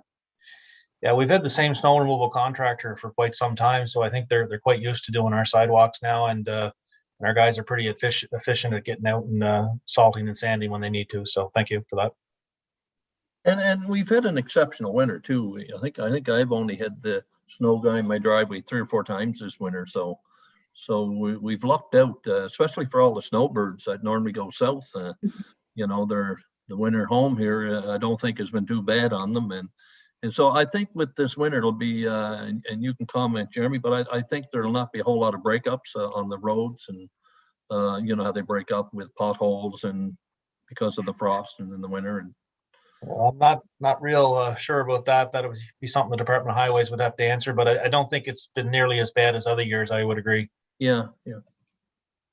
Speaking of pavement, Jeremy, I know this time last year you advised me to paving for the summer, to have a list sort of correspond with the government and us, and so, because I know some people in Ward 3 looking for some roadways done.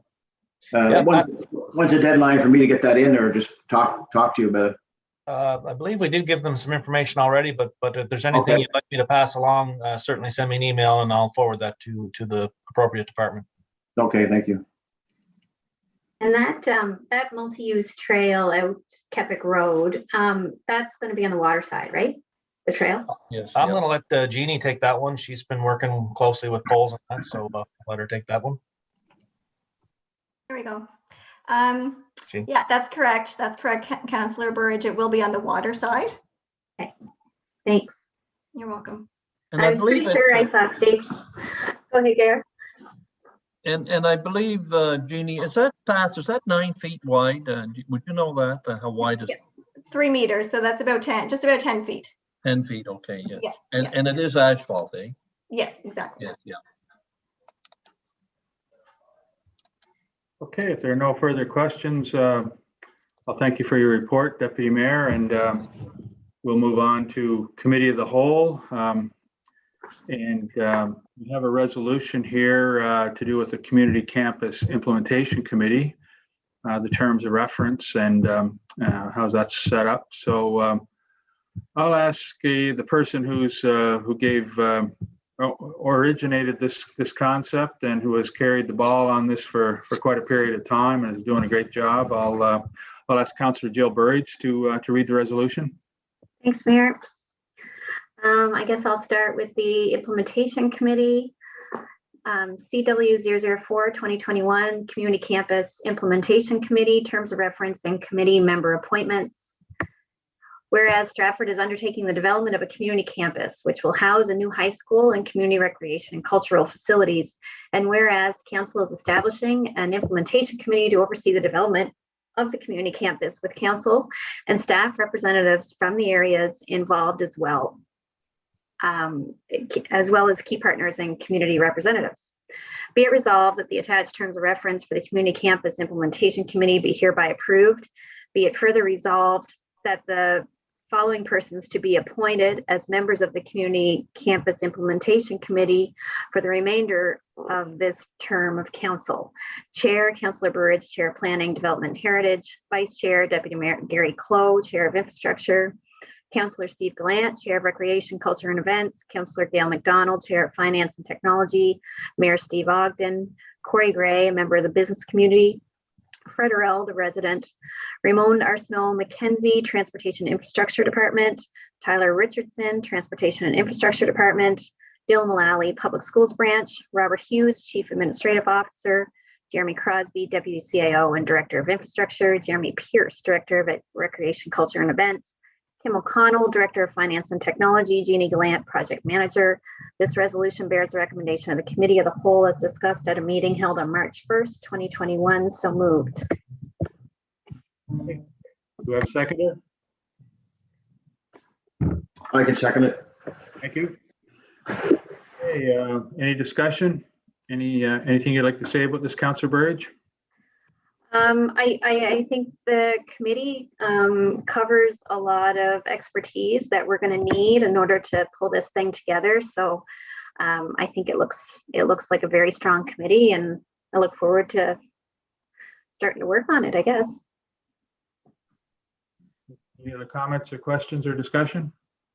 What approximately is your timeline on this committee? Is it a year? Is it 6 months? What are we looking at here? Well, I think it states up here, where does it state it? The rest of this term of council. Yeah, this term of council. Okay, well, thank you. Yeah. Any other comments or questions? If not, I'll call for the vote. All those in favor? Aye. Aye. Anybody against? You're in favor, Deputy Mayor Clow? Oh, you're muted. Okay, so you're in favor. I'm in favor, yeah. Okay. All right, motion carried. Okay, thank you very much, Councillor Burridge. Thank you. So we'll now move on to the sustainability. I'll ask Chair of Sustainability, Councillor Darren McDougall, to give his report. Thank you, Your Worship. Sustainability, we didn't meet this month, so I have nothing to report in that regard. I do, however, have a resolution. If all of us are ready, I'll proceed there now. Please proceed, yeah. Town of Stratford Resolution SC 001-2021, the Switch Pace Program Bylaw, second reading. Whereas Council adopted a community energy plan which includes targets to reduce community greenhouse gas emissions. And whereas Stratford ran a pilot program, SPEAR, Stratford's program for energy audits and renewables, to make it easier for residents and businesses to reduce energy use through efficiency improvements and increase renewable energy production based on the property assessed clean energy concept, which is PACE, whereby funds are advanced to property owners to cover the capital costs of improvements which are paid back from savings in electricity and fuel costs. And whereas Stratford has joined the City of Charlottetown, the Town of Wolfville, Nova Scotia, and the Pace Atlantic Community Interest Corporation to develop an application to FCM for the loan and grant funding to offer a PACE program to the residents and businesses of these communities. Whereas the program in Stratford and Charlottetown will be branded as the Switch Program for promotional purposes, and whereas the Switch Program bylaw was read and approved a first time on January the 13th, 2021 council meeting, and whereas the following changes were made to the bylaw after first reading. The definition of council added as new clause 4.1F as follows. Council means the municipal council for the town. Clause 5.4B was amended to change the words must strive to must strive and property owner to owner and the qualifying property. Clause 6.6E was amended by inserting the word the in front of the word charge. Subsection 7.3 was amended by removing the words the charge is collectible in the same manner as the other town levies and charges. Be it resolved that the attached Switch Program bylaw number 52 as amended, be hereby read and approved a second time. This resolution bears the recommendation of the Sustainability Committee as discussed at a meeting held on November 4th, 2020, and from the Committee of the Whole Council as discussed at a meeting held on December 21st, 2020. So moved. Okay, do we have a seconder? Derek Smith will second. Okay, any discussion, any comments or questions? The one point I want to make is that we had our survey recently, and 75% of the people who responded to that survey wanted something like this done. So I'm in full support of this program. I also noticed that the clause 5.4 subsection B, must drive. I guess that's must drive is in capitals, and they just put it down to the small case. And that's the only change for that. The same words, just a small case to capitals. Anyway, I'm all for it. Okay, any other comments or questions before we proceed to the vote? Just quickly on that, the reason for the change on the capitals is because capital letters are defined terms in the bylaw. So you go back and look for it in the definition, and that's not a defined term. That's the reason for that change. Okay, any other comments or questions? If not, we'll proceed to the vote. All those in favor? Aye. Aye. Contrary minded? Motion carried. Okay, we'll now move, you have another resolution, Councillor McDougall? Oh, do I? This is the adoption resolution. Stand by.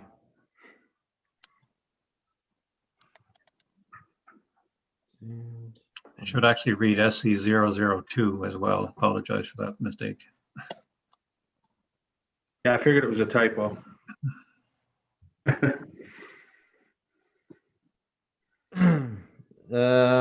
So we have another resolution. I'm challenged technically, and I'm not on a split screen here, so I'm using my cell phone. Deputy Chair to read it? No, I think we're good. I think I'm on to it here. Oh, I thought I was good.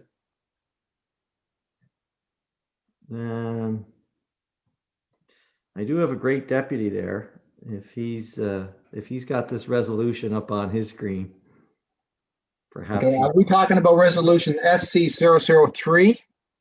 I'm trying to. Oh, I actually, sorry about that. That's my bad. I just didn't click it. Oh, now I'm out of this altogether. I'm in a whole other screen. Which number is it?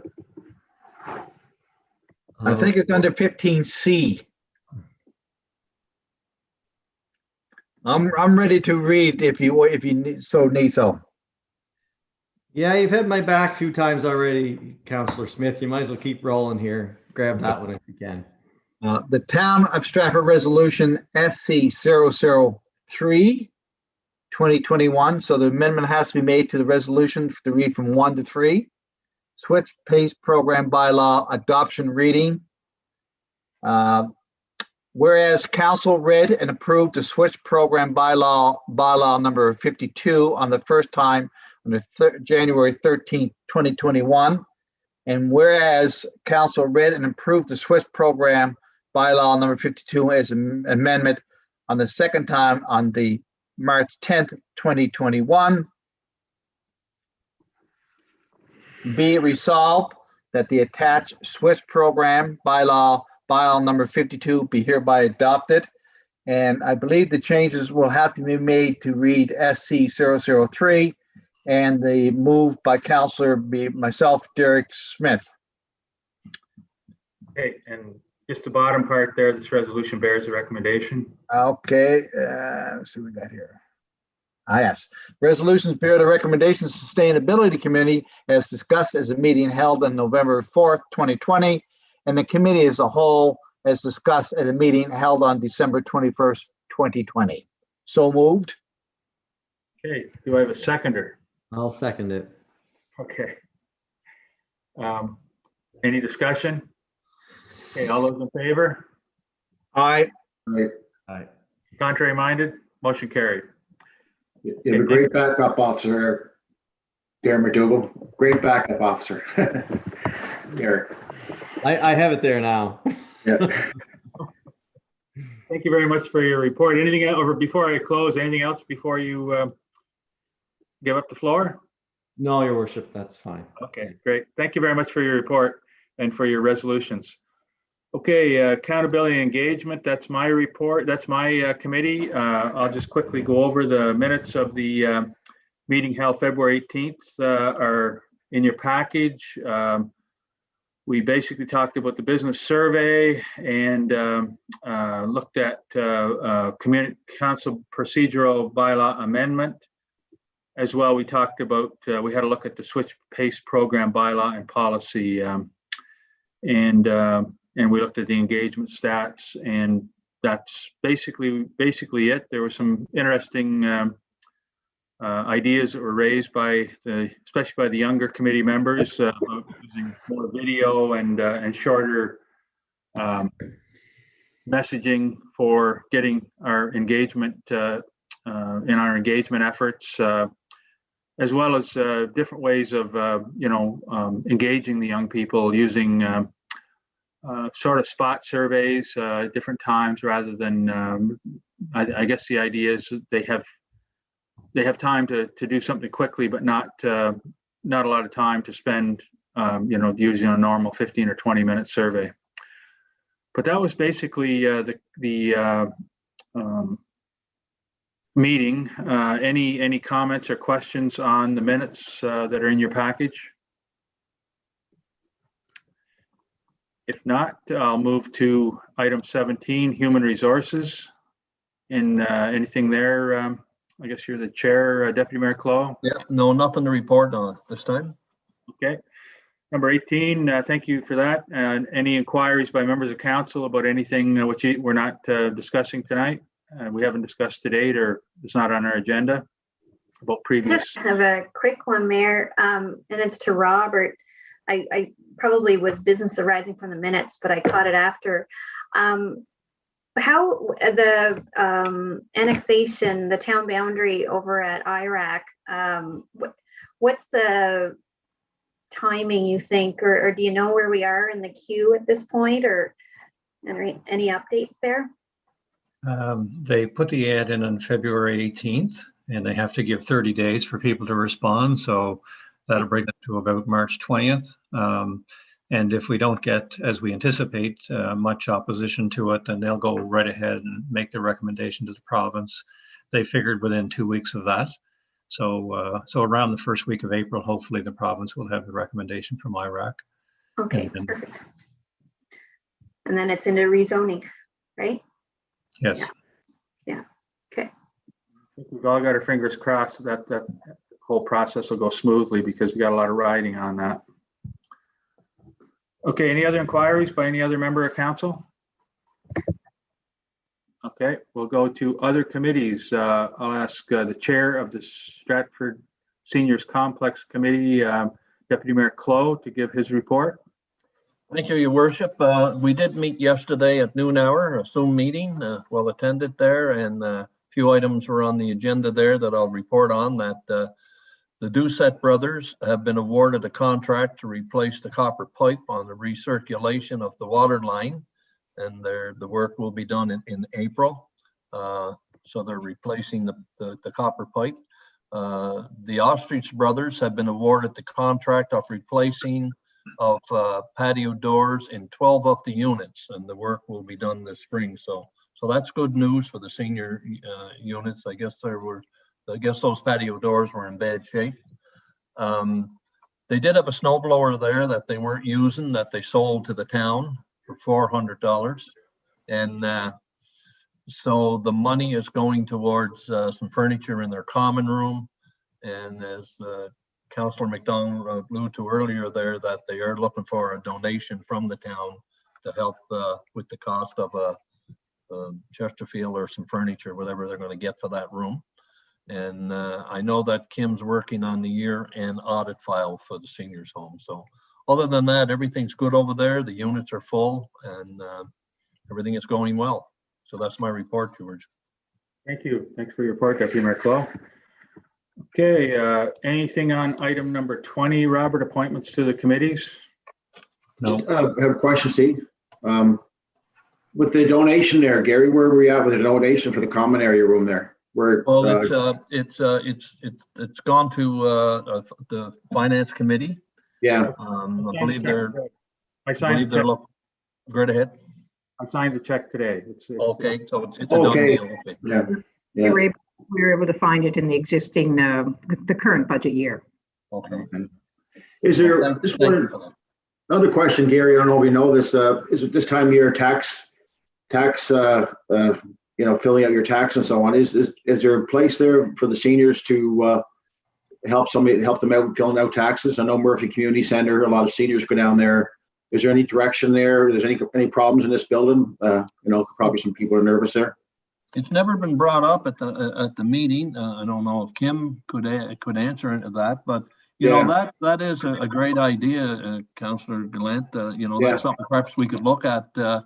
We do have some space perhaps after hours or at our EMS building if we thought that we could put it out to the residents if need be, if they need help, to have volunteers go in and help with their tax. But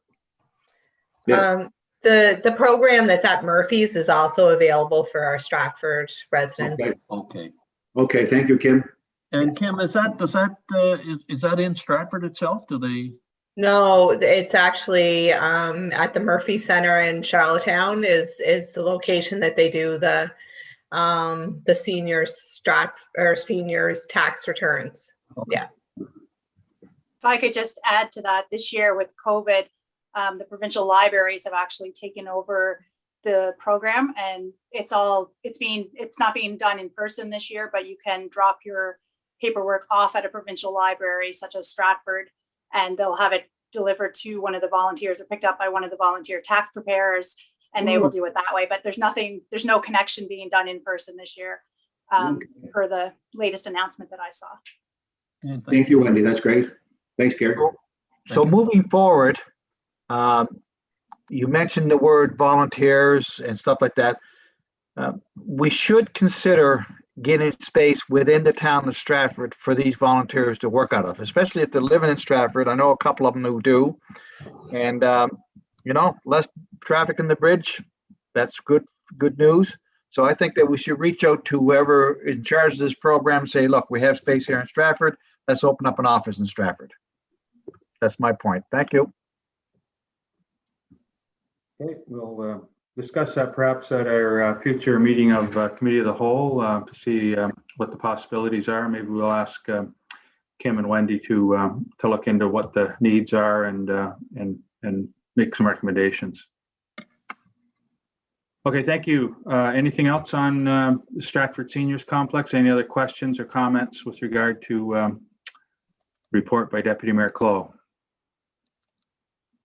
If not, I thank you for your report, Deputy Mayor, and we'll now move on to, and there are no appointments to the committees. I do have a proclamation, so I'll read that proclamation now if everyone's okay.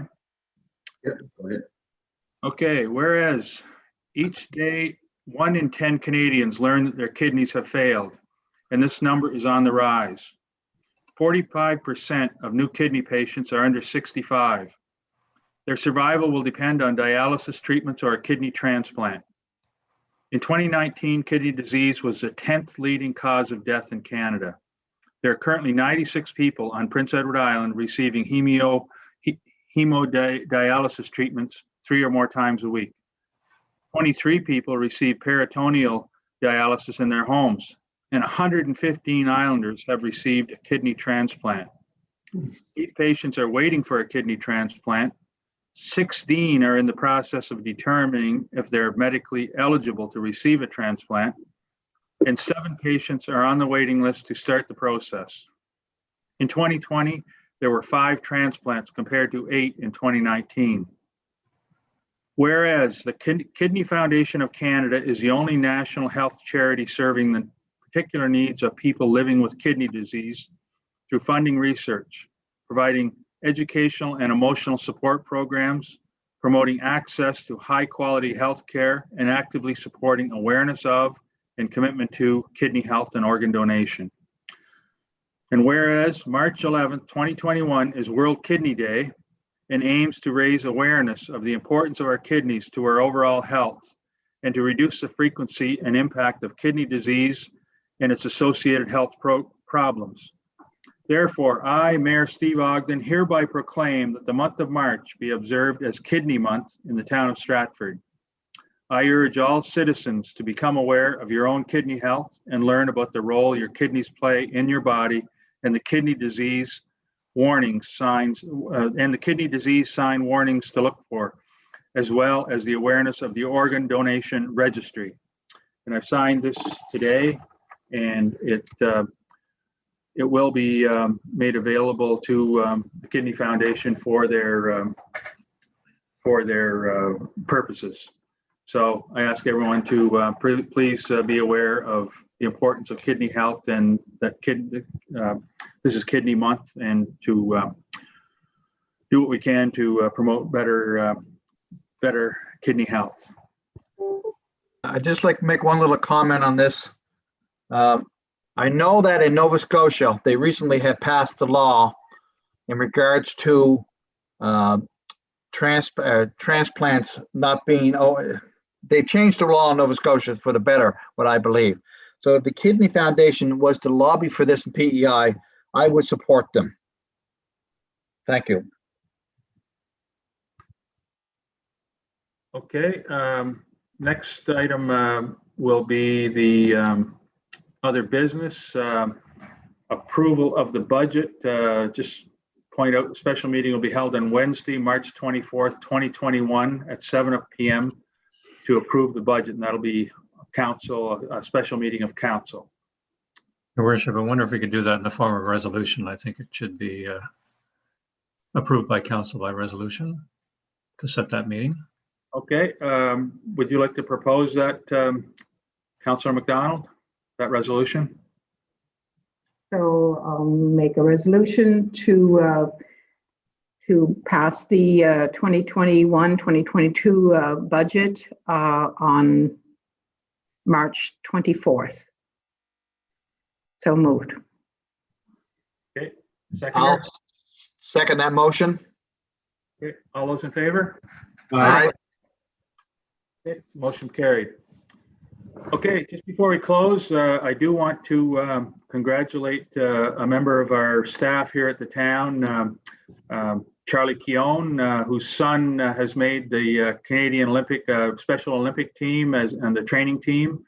It's a big accomplishment to do that. There are only 2 Islanders, I believe, other than the coaches who are on the team, and to have one of them represented on the staff, or one of the fathers represented on the staff of our town, makes us all very proud. So just want to congratulate Charlie on the success of his son to make that team.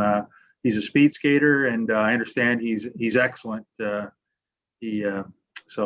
wish him good luck and congratulations. Here, here. Also, I understand we have a grandfather in our midst again tonight. Congratulations, Robert. Funnest gig I ever had. Okay, I'll entertain a motion for adjournment unless there's something else anyone would like to raise. I'll move to adjourn.